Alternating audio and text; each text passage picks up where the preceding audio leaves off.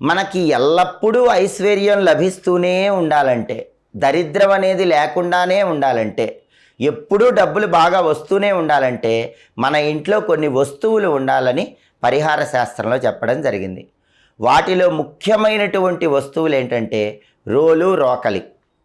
ఎందుకంటే రోలు అనేటటువంటిది పార్వతీదేవి స్వరూపం, రోకలి అనేటటువంటిది పరమేశ్వర స్వరూపమని ప్రామాణిక పరిహార శాస్త్రంలో చెప్పారు. ఏ ఇంట్లో అయితే రోలు, రోకలి ఉంటాయో ఆ ఇంట్లో శివపార్వతుల అనుగ్రహం వల్ల ఎప్పుడు ఐశ్వర్యం ఉంటుంది. అయితే రోలు, రోకలి ఇంట్లో ఉన్న వాళ్ళు విడివిడిగా ఉంచవద్దు. రోలు, రోకలి ఎప్పుడు కలిసే ఉండాలి, శివపార్వతులు ఎప్పుడు కలిసే ఉండాలి.